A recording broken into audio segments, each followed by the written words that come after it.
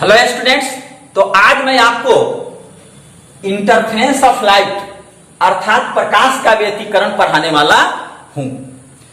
तो प्रकाश के व्यतिकरण को हम इस तरह से परिभाषित कर सकते हैं कि यदि दो कला संबंध स्रोतों से निकली हुई प्रकाश की किरणों के अध्यारोपण के कारण प्रकाश ऊर्जा का पुनर्वितरण ही प्रकाश का व्यतिकरण कहलाता है। क्या कहलाता है? प्रकाश का व्यतिकरण कहलाता है। तो प्यारे विद्यार्थियों, आप देखते होंगे चलते समय बरसात के दिनों में सड़क पर जब किसी वाहन का तेल रिस जाता है, मतलब सड़क पर वाहन का तेल गिर जाता है और सूरज का प्रकाश जब उस तेल पर पड़ता है तो वह तेल रंगीन दिखाई देता है। क्या दिखाई देता है? रंगीन दिखाई देता है। यह क्रिया प्रकाश के व्यतिकरण के कारण ही होता है। ठीक इसी प्रकार आप देखते हैं कि साबुन का बुलबुला जब ऊपर उठ रहा होता है, क्या होता है? जब ऊपर उठ रहा होता है और सूरज का प्रकाश उस साबुन के बुलबुले पर पड़ता है तो साबुन का बुलबुला भी रंगीन दिखाई देता है। यह भी घटना प्रकाश के व्यतिकरण के कारण होता है। प्यारे विद्यार्थियों, आप फिर देखते हैं कि कोई पक्षी है, अधिकांशतः जिस पक्षी का गर्दन लंबा होता है, अगर उसके गर्दन पर सूरज का प्रकाश पड़ता है तो उसका गर्दन बहुरंगी दिखाई देता है, अर्थात अलग अलग रंग का दिखाई देता है। यह भी क्रिया प्रकाश के व्यतिकरण के कारण होता है। किसके कारण होता है? व्यतिकरण के कारण होता है। तो आपको मैं बताया हूं कि जब दो प्रकाश स्रोत से प्रकाश तरंगे निकलकर किसी बिंदु पर अध्यारोपित होती हैं तो वहां संपोषी और विनाशी अध्यारोपण होता है, जिसके कारण उनकी तीव्रता अधिकतम और न्यूनतम हो जाती है। अर्थात प्रकाश का क्या होता है? पुनर्वितरण होता है। प्रकाश ऊर्जा का पुनर्वितरण होता है। इसे ही हम प्रकाश का व्यतिकरण कहते हैं। तो आइए मैं आपको बेसिक थ्योरी ऑफ इंटरफेरेंस बताता हूं। देखिए, बेसिक थ्योरी ऑफ इंटरफेरेंस।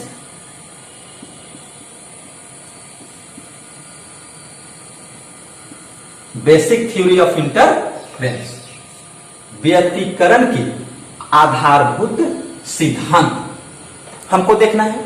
इसे देखने के लिए हम क्या करते हैं कि एक वर्णिक प्रकाश स्रोत लेते हैं। क्या लेते हैं? एक वर्णिक प्रकाश स्रोत यहां ले लेते हैं। देखिए, करता है एक वर्णिक प्रकाश स्रोत का यह कार्य करते हैं।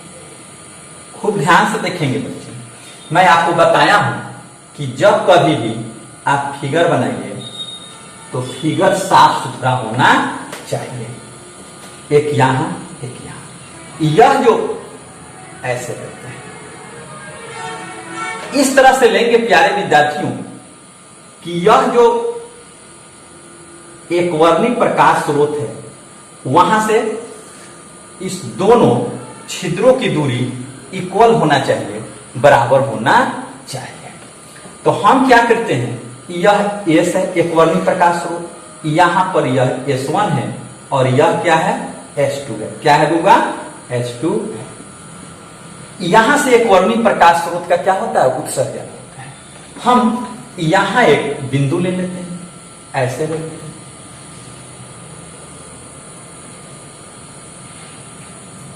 ऐसे लेते हैं। इस बिंदु को हम ऐसे मिला देते हैं, इस तरह से मिला देते हैं।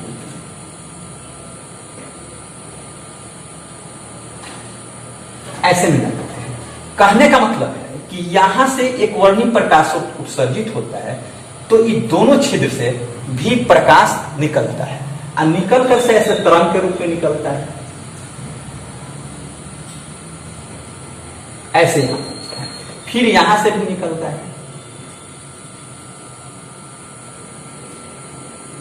ऐसे निकलता है, यहां पहुंचता है। यह बिंदु P है आपका, क्या है, P बिंदु है, यहां पहुंचता है। यह एक वर्णी प्रकाश स्रोत है, यहां से यह तरंग निकला, तो यह दोनों स्लिट से निकला था, आकर के कहां मिल रहा है, किस बिंदु पर, P बिंदु पर मिल रहा है। जिस प्रकाश का तरंग वेवलेंथ, क्या है, वेवलेंथ, इसका वेवलेंथ लैम्डा, क्या है, वेवलेंथ लैम्डा है, परंतु इसका कालांतर फेज डिफरेंस फाई है, क्या है, फेज डिफरेंस फाई है। तो इसको हम लिख सकते हैं phase difference equal to five, ठीक है, क्या है, फाइव। तो यह फेज डिफरेंस है, इसका मतलब हुआ कि यह जो द्वितीयक, इसे द्वितीयक प्रकाश स्रोत कहेंगे, यह द्वितीयक प्रकाश स्रोत जो है प्रथम प्रकाश स्रोत से 5 से आगे है, कितना से आगे है, 5 से आगे है। यदि इसके एम्पलीट्यूड को, इसके विस्थापन को, इसके आयाम को हम ए ले लें, क्या ले लें, ए, स्मॉल ए ले लेते हैं, और इसके आयाम को हम ले लेते हैं बी, क्या ले लेते हैं, बी ले लेते हैं। तो प्यारे विद्यार्थियों, मैं आपको विस्थापन के लिए व्यंजक बताया, तो यहां इस तरह से हम इसका विस्थापन निकालेंगे, तो बच्चे यह y1 इक्वल टू होगा a साइन ओमेगा टी, जो मैं पहले से आपको बताया हूं, क्या होगा, y equal to a sine omega t. किस तरंग के लिए, इस तरंग के लिए, S1 के लिए। तो S2 के लिए क्या होगा, यह होगा y2, यह होगा इसका क्या है, एम्पलीट्यूड b, तो यह हो जाएगा b, और यहां हो जाएगा साइन ओमेगा टी अब प्लस 5, क्योंकि यह 5 से क्या है, फेज डिफरेंस है, तो यह आगे इतना हो जाएगा। हम अध्यारोपण के सिद्धांत में आपको बताए हैं, याद रखेंगे, इसे समझने के लिए इसके पहले वाला जो मेरा क्लास था उसे आप ध्यान से एक बार देखेंगे, तो इससे निकालेंगे। तो अध्यारोपण के सिद्धांत से हम जानते हैं कि इस दोनों का योगफल परिणामी विस्थापन के बराबर होता है। तो इसे हम लिखते हैं from super position theory, superposition theory से यह क्या होगा, इसका परिणामी जो विस्थापन होगा वह y इक्वल टू हो जाएगा y1 प्लस y2। तो हमें y1 का भी मान यहां मालूम है और y2 का भी मान मालूम है, दोनों को हम रख देते हैं। तो यह रखेंगे तो y1 कितना है, देख लीजिए, यह है a साइन ओमेगा टी, यहां प्लस है तो यह प्लस हो जाएगा, y2 है b साइन ओमेगा टी, आप प्लस 5, क्या है, प्लस 5 है। अब इसको हम क्या करते हैं और आगे बढ़ाते हैं, तो a साइन ओमेगा टी होगा प्लस b को यहां ले लेते हैं, और इसको साइन a प्लस बी के फॉर्मूला पर हम क्या करते हैं, तोड़ देते हैं। तो साइन a प्लस बी के फॉर्मूला पर तोड़ेंगे तो यह हो जाएगा sign omega t into cos 5, क्या होगा, sign omega t into cos 5, यहां प्लस हो जाएगा cos omega t into sign 5 होगा, यह होगा। अब इसे हम क्या करते हैं, b तो बाहर है, b से इसमें मल्टीप्लाई कर सकते हैं, तो इसे हम इतना लिखेंगे a sine omega t plus, इससे मल्टीप्लाई करेंगे तो यह हो जाएगा b, यहां हो जाएगा, आप जानते हैं, sine omega t into cos 5, यहां प्लस होगा, यह होगा b cos omega t into sign 5 होगा, क्या होगा, साइन 5 होगा। अब देखिए यहां थोड़ा और आगे बढ़ाएंगे, मतलब मैं एक एक स्टेप को तोड़ देता हूं कि आपको समझने में किसी तरह का कोई प्रॉब्लम नहीं होना चाहिए। तो यहां हम क्या करते हैं, sine omega t sign omega T को कॉमन ले लेंगे तो यह हो जाएगा साइन ओमेगा टी, और यहां बच जाएगा ए, यहां बच जाएगा बी, और यहां बच जाएगा कॉस फाई बच जाएगा, यह बच जाएगा, इतना बच जाएगा, और यहां यह होगा b cos omega t into sine phi बचेगा। ठीक है, इसे हम इतना लिख सकते हैं, यह इतना बच जाएगा। अब इसको हम क्या करेंगे, आगे बढ़ेंगे, तो इस चीज को हम मान लेते हैं और यहां b साइन फाई को भी मान लेते हैं। तो देखिए बच्चों, खूब ध्यान से देखेंगे, यहां मैं लिखना चाहता हूं इसको, यहां लिख लेते हैं लेट क्या मान लेंगे, यह मान लेंगे कि a plus b cos phi को हम लिख लेते हैं r कॉस थीटा। क्या लिख लेते हैं, r कॉस थीटा लिख लेते हैं। क्या लिख लेते हैं, r कॉस थीटा। तथा इसको क्या करते हैं, यहां जो है b, यहां लिख लेते हैं b साइन फाई को लिख लेते हैं r साइन थीटा, यह लिख लेते हैं। और इसे, यह जो है इसको हम क्या करते हैं, इक्वेशन 2 मान लेते हैं और इसे इक्वेशन 3 मान लेते हैं। क्या मान लेंगे, इक्वेशन 3 मान लेंगे। ठीक है, अब इनको इसमें फिर पुट कर देंगे। क्या करेंगे, इसे हम इक्वेशन 1 मान के रखेंगे। क्या मान के रखेंगे, 1। यह इक्वेशन आपका क्या है, 1 है। इस इक्वेशन 1 में इस वैल्यू को लेकर के यहां हम रख देंगे। तो रख देंगे तो क्या हो जाएगा, देख लीजिए, y इक्वल टू हो जाएगा, यहां पर रखेंगे हम साइन ओमेगा टी, और यहां इंटू हो जाएगा r कॉस थीटा। क्या हो जाएगा, r कॉस थीटा, यहां प्लस रहेगा, और यहां ई बी है, b sine phi equal to क्या है, r साइन फाई। तो इसको हम लिख सकते हैं कॉस ओमेगा टी इंटू क्या लिख सकते हैं, r साइन थीटा लिख सकते हैं। प्यारे विद्यार्थियों, यहां b साइन फाई के निकट r साइन थीटा रख दिए, मतलब है b साइन फाई के निकट क्या रख दिए, r साइन थीटा, यह ज्यों का त्यों रह गया, यह ऐसे बैठा दिए।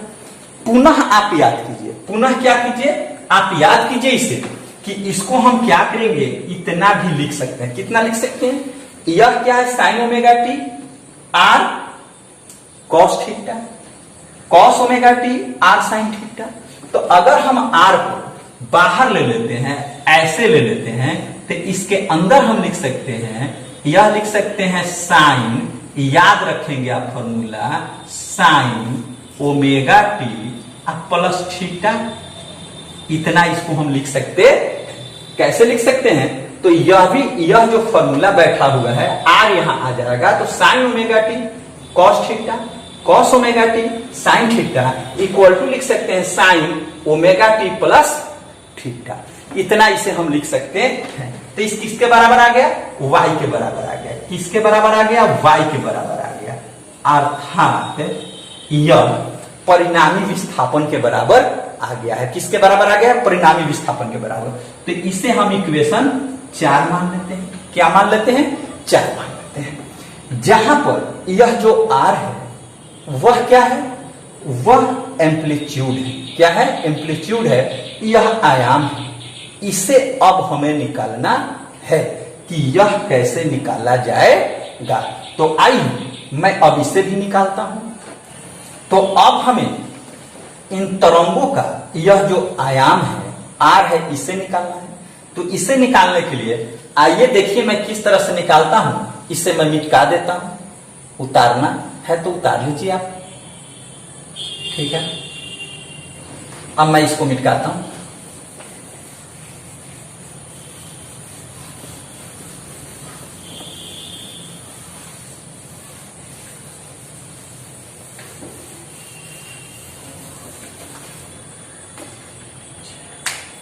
यहां निकालेंगे resultant amplitude,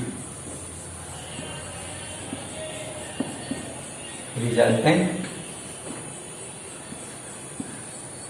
amplitude. Resultant amplitude निकालने के लिए अर्थात आर को हमें निकालना है। तो आर को निकालना है। तो प्यारे बच्चे देखिए, यह जो इक्वेशन 2 है और इक्वेशन 3 हम क्या करेंगे, वर्ग करके जोड़ देंगे। क्या करेंगे, वर्ग करके इसे जोड़ देंगे।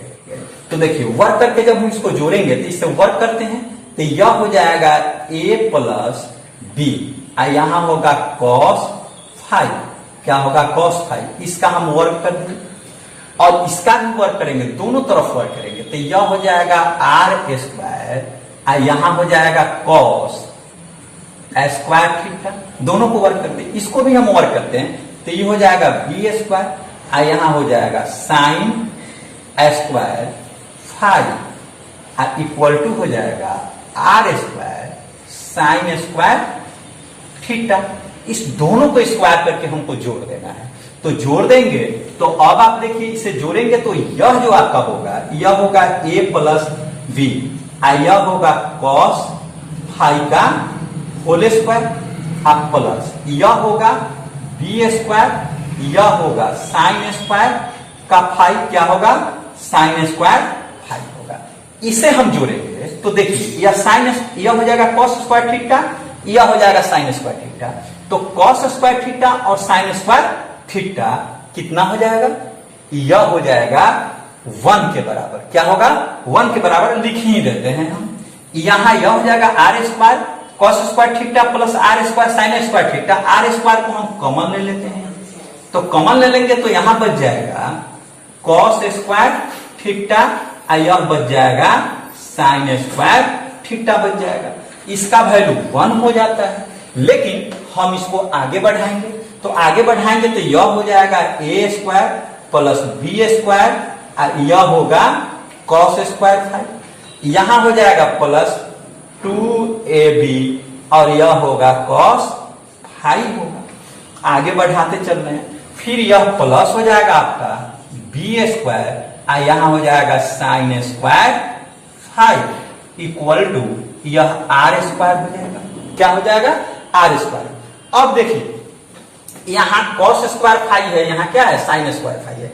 इस दोनों को हम ऐड करेंगे और बी स्क्वायर को कॉमन लेंगे तो यह भी 1 हो जाएगा, अर्थात यह हो जाएगा a स्क्वायर प्लस यहां बी स्क्वायर को कॉमन लेते हैं तो यहां हो जाएगा cos स्क्वायर 5 प्लस हो जाएगा साइन स्क्वायर 5 और यह बचेगा 2ab cos 5 बचेगा इक्वल टू क्या बचेगा आर का स्क्वायर, यह 1 हो जाएगा। क्या हो जाएगा 1 हो जाएगा। तो यह बचेगा आपका a square plus B square, यहां बचेगा 2ab cos 5 बचेगा इक्वल टू क्या होगा आर होगा।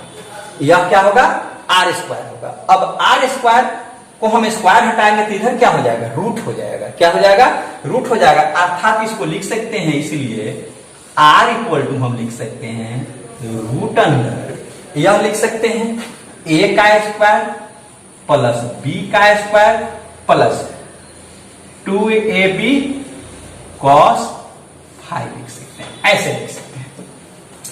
यह हो गया, यह जो इक्वेशन आया, यह इक्वेशन रिजल्टेंट एम्पलीट्यूड के लिए आया। यह क्या होगा परिणामी आयाम का यह व्यंजक हो गया। क्या होगा परिणामी आयाम का व्यंजक। इसे थोड़ा और हम आगे बढ़ाते हैं। मैं आपको बताया हूं कि जो तरंग का इंटेंसिटी होता है, तीव्रता होता है, वह आयाम के वर्ग के समानुपाती होता है, अर्थात इसे हम लिख सकते हैं, यहां लिखते हैं, यह ऐसे होता है। आपको मैं बताया हूं कि आई यह ए का स्क्वायर होता है, जहां ए क्या है आयाम है, तो इसे हम लिखते हैं इंटेंसिटी इक्वल टू यहाँ के ए का स्क्वायर, यह लिख सकते हैं। फिर इसे हम ऐसे यहां लिख सकते हैं ए आई ए, यह के ए का स्क्वायर लिख सकते हैं। फिर यहां लिख सकते हैं बी के लिए निकालेंगे तो आई बी इक्वल टू के और बी का स्क्वायर लिख सकते हैं।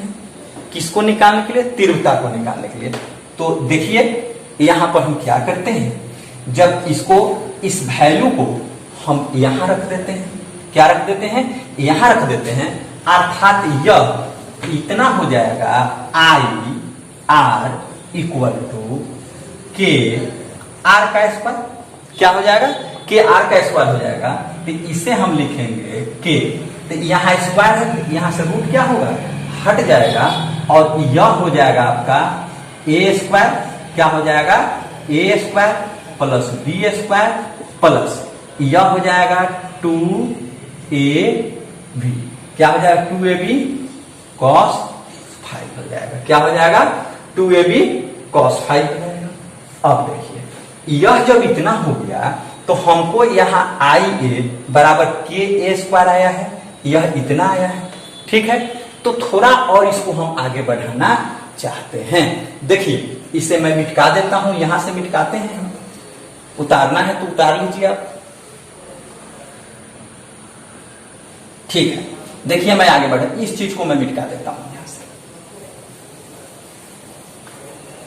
इक्वेशन 2 और 3 को याद रखना होगा। देखिए इक्वेशन 2 और 3, देखिए अब यह क्या हो जाएगा? इसको हम लिख सकते हैं आई आर, इंटेंसिटी निकालना है आई आर। तो आई आर को हम पुनः इस तरह से लिख सकते हैं बुआ, यह लिख सकते हैं के ए का स्क्वायर प्लस लिख सकते हैं के बी का स्क्वायर प्लस लिख सकते हैं यहाँ जो आपका 2 है, तो 2 को हम बाहर लिख लेते हैं और यहाँ लिख लेते हैं के ए का स्क्वायर, यहाँ रूट कर देते हैं। यहाँ लिख लेते हैं के बी का स्क्वायर, यहाँ रूट कर देते हैं और यह हो जाएगा cos 5 के बराबर। किसके बराबर? cos 5 के बराबर। फिर इसको आगे बढ़ाएंगे तो इससे देखिए मैं यहाँ निकाला हूं के ए स्क्वायर, किसके बराबर है? आई ए के बराबर है, तो यहाँ आई ए हो जाएगा प्लस के बी किसके बराबर है? आई बी के बराबर, तो यहाँ आई बी हो जाएगा और यहाँ +2 क्या रहेगा? +2 रहेगा। और यहाँ भी देखिए यह रूट में के ए है, तो के ए का स्क्वायर क्या है? आई ए है और इसका क्या है? आई बी है, तो यहाँ आई बी लिखेंगे और यहाँ लिखेंगे cos 5। तो अब आप देखिए यह रिजल्टेंट इंटेंसिटी मतलब परिणामी तीव्रता का व्यंजक हो गया। क्या है यह? यह रिजल्टेंट इंटेंसिटी परिणामी तीव्रता का यह व्यंजक है। क्या है? व्यंजक है। एक और चीज इसमें हम निकाल सकते हैं, वह निकाल सकते हैं थीटा। कैसे निकालेंगे? तो आप याद कीजिए समीकरण 2 और 3। क्या याद कीजिए? समीकरण 2 और 3। तो समीकरण 2 और 3 में हम क्या करेंगे? समीकरण 3 में समीकरण 2 से भाग दे देंगे। समझ आए बच्चों? यह समीकरण 2 था और यह क्या था? 3 था। तो मैं कह रहा हूं कि समीकरण 3 में समीकरण 2 से क्या करेंगे?